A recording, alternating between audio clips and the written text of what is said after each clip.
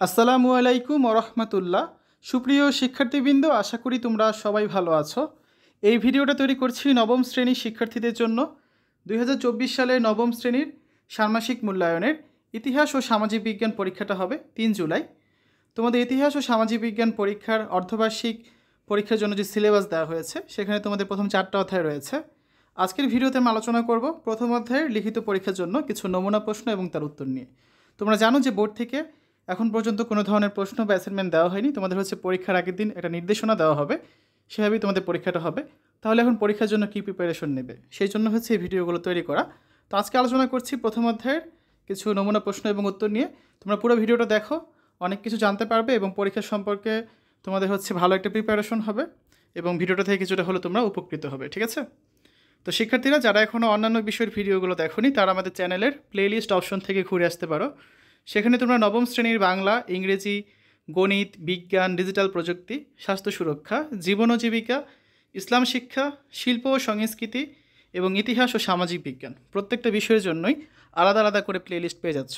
সেখান থেকে তোমাদের যে যে বিষয়ের ভিডিও দরকার খুব সহজেই তোমরা দেখে নিতে পারবে। তো প্রথমেই চলো তোমাদের নবম শ্রেণীর ইতিহাস ও সামাজিক বিজ্ঞান বইয়ের প্রথম অধ্যায়ের কিছু সংক্ষিপ্ত প্রশ্ন এবং তার উত্তর দেখে নেওয়া যাক। প্রশ্ন 1, সমুদ্র তীরবর্তী মানুষেরা ঝড়ের পূর্বাভাস পান কীভাবে? বিপদ সংকেতের মাধ্যমে। প্রশ্ন 2, সমুদ্র তীরবর্তী মানুষ ঝড়ের পূর্বাভাস পেলে কোথায় আশ্রয় নেন? আশ্রয় কেন্দ্রে। প্রশ্ন 3, গারো মেয়েদের বিয়ের ঐতিহ্যবাহী পোশাকের নাম কি? দকবান্দা। প্রশ্ন 4, কোন সম্প্রদায়ের নিজস্ব কোনো বর্ণমালা নেই? গারো সম্প্রদায়ের। প্রশ্ন 5, মাতৃসূত্রীয় পরিবার ব্যবস্থা প্রচলিত আছে কোন ক্ষুদ্র নিগোষ্ঠীর মাঝে? গারো নিগোষ্ঠী। প্রশ্ন 6, কোন সম্প্রদায়ের মধ্যে ভিন্ন গোত্রের ছেলেকে বিবাহ করতে হয়? গারো সম্প্রদায়। প্রশ্ন 7, গারো সম্প্রদায়ের কোথায় বিবাহ সম্পন্ন হয়? চার্চে। প্রশ্ন 8, কিসের উপর কেন্দ্র করে জেলেদের জীবনযাপন গড়ে ওঠে? সমুদ্রকে কেন্দ্র করে। প্রশ্ন 9, প্রকৃতি প্রদত্ত পরিবেশকে কী বলে? প্রাকৃতিক পরিবেশ। প্রশ্ন 10, জেলেরা কোথায় মাছ বিক্রি করে? হাট বাজারে। প্রশ্ন 11, সবচেয়ে আরামদায়ক পোশাক কোনটি? লুঙ্গি। প্রশ্ন 12, বিয়েতে কিসের আয়োজন করা হয়? বিভিন্ন খাবারের। প্রশ্ন 13, দকমান্দা কি? এটি একটি ঐতিহ্যবাহী পোশাক। প্রশ্ন 14, গারো ভাষায় লেখার জন্য কি নেই? কোনো বর্ণমালা নেই। প্রশ্ন 15, অন্বেষার বিয়ে দেখার ইচ্ছে কার ছিল? অন্বেষার নানির। প্রশ্ন 16, অন্বেষার নানি তার নানাকে কি উপহার দিয়েছিল? আংটি উপহার দিয়েছিল। প্রশ্ন 17, ঐতিহাসিক প্রেক্ষাপট কাকে বলে? ঐতিহাসিক প্রেক্ষাপট বলতে বোঝায় সামাজিক, অর্থনৈতিক, রাজনৈতিক এবং ধর্মীয় ঘটনা যা একটি পাঠ্য লেখাকে প্রভাবিত করে। প্রশ্ন 18, সাংস্কৃতিক প্রেক্ষাপট কাকে বলে? সাহিত্য থেকে পাওয়া একটি নির্দিষ্ট সময়সীমার মধ্যে একদল ব্যক্তির মধ্যে ভাগ করা বিশ্বাস, রীতিনীতি এবং মূল্যবোধকে প্রতিনিধিত্ব করে, এটাই সাংস্কৃতিক প্রেক্ষাপট। সামাজিক প্রেক্ষাপট কাকে বলে? আমরা বিভিন্ন জায়গায় মানুষের সঙ্গে মেলামেশা বা যোগাযোগ করি, যে পরিবেশ পরিস্থিতির মধ্য দিয়ে সেটা করি তাকে সামাজিক প্রেক্ষাপট বলে। ভূপ্রকৃতি কাকে বলে? ভূপ্রকৃতি হলো সমগ্র পৃথিবী বা তার কোনো অংশের প্রাকৃতিক বস্তুসমূহের বর্ণনা। প্রশ্ন 21, জেলেদের ঘরবাড়ি কী দিয়ে তৈরি? জেলেদের ঘরবাড়ি ছনের তৈরি। প্রশ্ন 22, গারো সম্প্রদায়ের বাসস্থান বাংলাদেশের কোন কোন জেলায়? ময়মনসিংহ, টাঙ্গাইল, শেরপুর, জামালপুর, নেত্রকোনা, সুনামগঞ্জ, মৌলভীবাজার ইত্যাদি জেলায় গারো সম্প্রদায়ের বসবাস। প্রশ্ন 23, গারো সম্প্রদায়ের লিখিত ভাষা কোনটি? গারো সম্প্রদায়ের নিজস্ব কোনো ভাষা নেই, তারা বাংলা হরফে লিখে তাদের মনের ভাব প্রকাশ করে। প্রশ্ন 24, গারোদের সমাজ ব্যবস্থা কীরূপ? গারো সমাজে মাতৃসূত্রীয় সমাজ ব্যবস্থা প্রচলিত, ফলে সম্পত্তি বংশ নাম উত্তরাধিকার সূত্রে মাতা থেকে কন্যার উপর বর্তায়। প্রশ্ন 25, প্রাকৃতিক পরিবেশের উপাদান কী কী? প্রাকৃতিক পরিবেশের উপাদানসমূহ হচ্ছে আকাশ বাতাস, পাহাড় পর্বত, নদ নদী, সাগর মহাসাগর, পানি, মাটি, পশু পাখি, চাঁদ সূর্য, গ্রহ নক্ষত্র, গাছপালা ইত্যাদি। সামাজিক পরিবেশের উপাদান কী কী? ক্লাব, সমিতি, শিক্ষা প্রতিষ্ঠান, মসজিদ, মন্দির, হাট বাজার, দোকানপাট, রাস্তাঘাট, খেলার মাঠ, ঘরবাড়ি, নাট্য সমিতি, সাহিত্য ও বিতর্ক সভা, অফিস আদালত ইত্যাদি সামাজিক পরিবেশের উপাদান। গারোদের সমাজ ব্যবস্থা কেমন? মাতৃতান্ত্রিক। জেলে সম্প্রদায়ের লোকেরা কোথায় বসবাস করে? নদী ও সমুদ্র তীরবর্তী এলাকাতে। সমুদ্রের ঝড়ে আশঙ্কা হলে সমুদ্র তীরবর্তী মানুষ কী করেন? তারা স্ত্রী সন্তান নিয়ে আশ্রয় কেন্দ্রে আশ্রয় নেন। দকমান্দা বলতে কী বোঝায়? দকমান্দা বলতে গারো মেয়েদের একটি ঐতিহ্যবাহী পোশাককে বোঝায়। এরপর যে আমরা কিছু কাঠামোবদ্ধ প্রশ্ন উত্তর দেখব, ঠিক আছে? প্রশ্ন 1, জেলে সম্প্রদায়ের ঘরবাড়ি দেখতে কেমন? তাদের জীবনযাপন সম্পর্কে সংক্ষেপে বর্ণনা করো। জেলে সম্প্রদায়ের ঘরবাড়ি ছনের তৈরি। জেলে সম্প্রদায়ের জীবন গড়ে ওঠে সমুদ্রকে ঘিরে।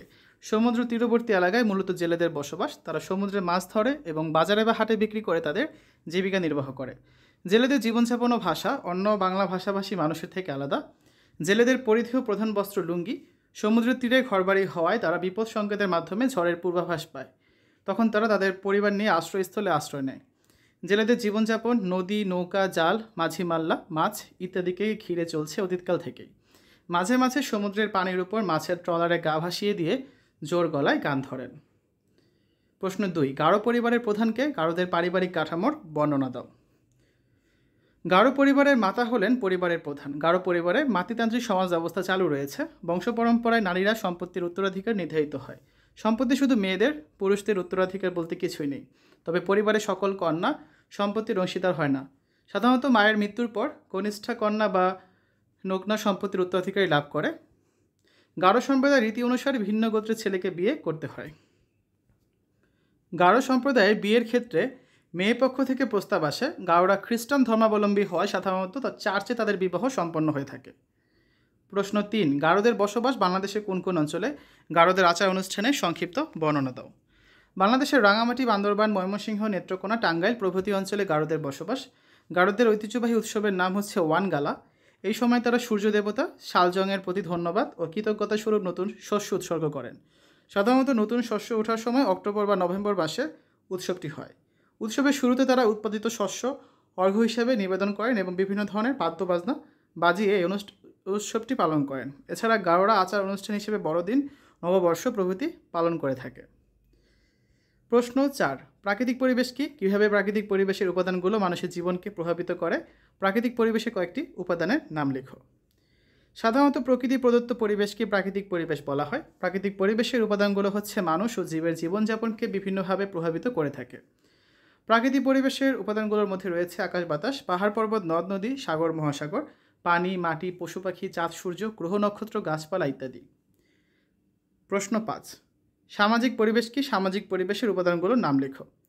সমাজে বসবাসরত মানুষের জীবনযাত্রাকে প্রভাবিত করে এমন সব উপাদানের সমষ্টি হচ্ছে সামাজিক পরিবেশ। সামাজিক পরিবেশের উপাদানগুলো হচ্ছে ক্লাব, সমিতি, শিক্ষা প্রতিষ্ঠান, মসজিদ, মন্দির, গির্জা, হাট বাজার, দোকানপাট, রাস্তাঘাট, খেলার মাঠ, বাড়িঘর, নাট্য সমিতি, সাহিত্য ও বিতর্ক সভা, অফিস আদালত ইত্যাদি। প্রশ্ন 6, জেলে সম্প্রদায় সম্পর্কে তুমি যা জানো তা লেখো। জেলে সম্প্রদায়ের জীবনযাপন গড়ে ওঠে সমুদ্র তীরবর্তী এলাকায়। তারা সমুদ্রের মাছ ধরে এবং তা হাটে বিক্রি করে জীবিকা নির্বাহ করে। জেলেদের জীবিকার প্রধান উৎস হলো নদী বা সমুদ্র। জেলেদের জীবনযাপন ভাষা অন্যান্য বাঙালি জনগোষ্ঠী থেকে কিছুটা আলাদা। তাদের প্রধান আরামদায়ক পরিধেয় বস্তু হলো লুঙ্গি। তাদের ঘরবাড়ি সাধারণত ছনের তৈরি হয়ে থাকে। নদী ভাঙন বা ঝড়ে ঘরবাড়ি ভেঙে যাওয়ার আশঙ্কায় তারা ছনের ঘর নির্মাণ করে থাকেন। সমুদ্র তীরবর্তী অঞ্চলে বসবাস হওয়ায় তাদের পারিবারিক জীবন বেশ ঝুঁকিপূর্ণ হয়ে থাকে। তবে ঝড়ের বিপদ সংকেত পেলে তারা পরিবার নিয়ে আশ্রয় কেন্দ্রে আশ্রয় গ্রহণ করেন। অতীতে জেলেদের একমাত্র জীবিকার উৎস ছিল মাছ ধরা এবং তা বিক্রি করা, কিন্তু বর্তমানে জেলেরা মাছ বিক্রি করে উপার্জনের পাশাপাশি কৃষিকাজ, দিনমজুর ইত্যাদি নানাবিধ কাজ করে থাকেন। মূলত জেলেদের জীবন সমুদ্র বা নদীকে ঘিরেই হয়। মাছ ধরার সময় তারা বিভিন্ন ধরনের গানও গেয়ে থাকেন। সর্বশেষ 7 নম্বর প্রশ্নটা হচ্ছে গারো সম্প্রদায় সম্পর্কে তুমি যা জানো লেখো। গারোরা মূলত বাংলাদেশের নেত্রকোনা, ময়মনসিংহ, টাঙ্গাইল জেলায় বাস করে। এছাড়া ঢাকা জেলার উত্তর রংপুর জেলার উত্তর পূর্বাঞ্চল এবং সিলেটের চা বাগানে বেশ কিছু সংখ্যক গারো দেখতে পাওয়া যায়। গারোরা মূলত জন্মলগ্ন থেকে গাছপালা ও প্রাকৃতিক পরিবেশে বেড়ে ওঠে। তাদের জীবনযাপন পদ্ধতি বাংলা জনগোষ্ঠী থেকে অনেকটা ব্যতিক্রম। গারোদের অর্থনীতি ছিল মূলত কৃষিভিত্তিক। নারী পুরুষ উভয়ই কৃষির সাথে নিয়োজিত। গারোরা মাতৃপ্রধান হওয়ায় তাদের সম্পত্তি, বংশ, নাম মায়ের থেকে মেয়েতে বর্তায়। তাই এই কথা নিঃসন্দেহে বলা যায় এই সমাজে মাতা বা স্ত্রীর হাতে সকল ক্ষমতা ন্যস্ত থাকে। ফলে উত্তরাধিকার সূত্রে মেয়েরা সম্পত্তির মালিকানা পেয়ে থাকে। গারো সমাজে যুগল বিবাহ রীতি বেশি পরিলক্ষিত হয়। তবে বিয়ের ক্ষেত্রে ছেলে মেয়ে উভয়কে পৃথক পৃথক মাহারির হতে হয়। কেননা গারো রীতিকে একই উপগোত্রের নারী পুরুষ পরস্পরকে কাছের ভাই বোন মনে করে। গারো সমাজে ঐতিহ্যবাহী বিবাহ রীতি প্রচলিত থাকলেও বর্তমানে অধিকাংশ গারো খ্রিস্ট ধর্মাবলম্বী হওয়ায় তারা খ্রিস্টান রীতিতে বিবাহ করে থাকেন। বিয়েতে মেয়েরা তাদের ঐতিহ্যবাহী পোশাক দকমান্দা পরিধান করেন। গারোদের স্থানীয় ভাষার নাম মান্দি। এ ভাষা আবার দুভাগে বিভক্ত, যথা আচিক কুসিক এবং মান্দি কুসিক। গারোদের ভাষায় কোনো লিপি বা অক্ষর না থাকলেও বর্তমানে বাংলাদেশের গারোরা বাংলা হরফে গারো ভাষা লিখছে।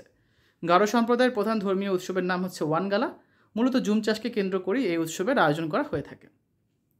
শিক্ষার্থীরা এই ছিল আজকে আলোচনা। এতক্ষণ আমরা দেখলাম নবম শ্রেণীর ষান্মাসিক মূল্যায়ন বা অর্ধবার্ষিক পরীক্ষার ইতিহাস ও সামাজিক বিজ্ঞান বইয়ের প্রথম অধ্যায়ের লিখিত পরীক্ষার জন্য কিছু নমুনা প্রশ্ন এবং তার উত্তর।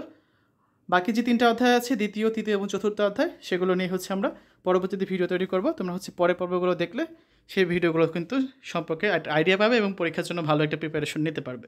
তো আশা করি ভিডিওটা তোমাদের কাছে ভালো লেগেছে এবং কিছুটা হলে তোমরা এখান থেকে উপকৃত হয়েছো। তো শিক্ষার্থীরা, সকলে সুস্থতা কামনা করে আজ এখানে বিদায় নিচ্ছি। আল্লাহ হাফেজ।